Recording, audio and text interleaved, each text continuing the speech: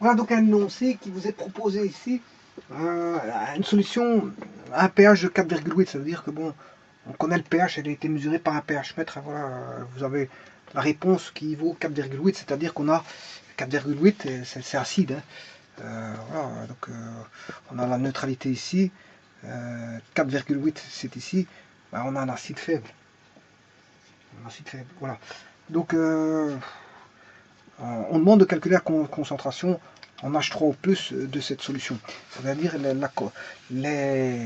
nombre de moles par litre que possède la solution en ion H3+.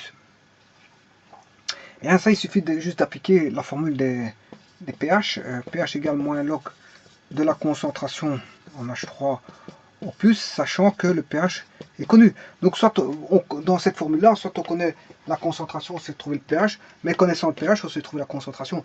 Donc il est aisé de trouver ceci, ce qui veut dire qu'on a moins 4,8 ici.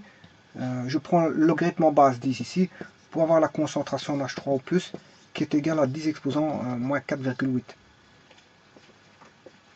Voilà. Et ça se calcule. Donc, pour autant que je trouve ma machine. Oui, 10 exposant moins 4,8. 10 exposant moins 4,8. Voilà ce qui fait. Oui, j'ai oublié le moins. 10 exposant.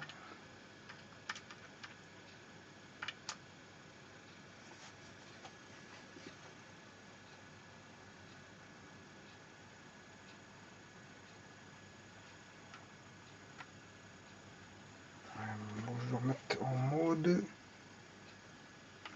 Shift. Je vais recommencer ça parce que ma machine n'est pas au bon format. En plus, elle s'est éteinte. Shift mode.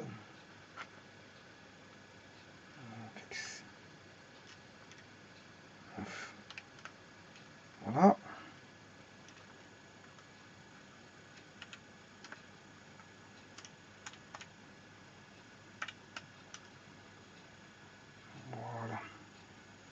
Voilà, c'est ce résultat-ci. Ça veut dire que c'est 1,5. Je vais le mettre en scientifique. Hein. Mode.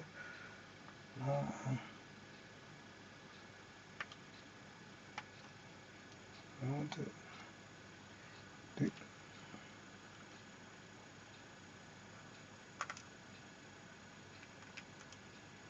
Voilà, 1,5 fois 10 moins 5.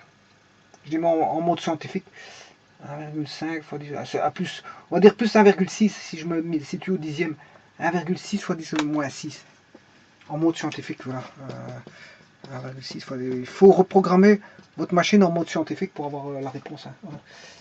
Et vous mettez bon, une étendue moi j'ai mis une étendue de 9 valeurs. Hein. Il y a 9 valeurs. 1, 2, 3, 4, 5, 6, 7, 8.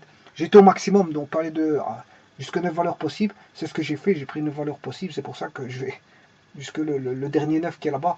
J'ai ça termine par 19. Vous voyez, on voit bien 10 exposant moins 5.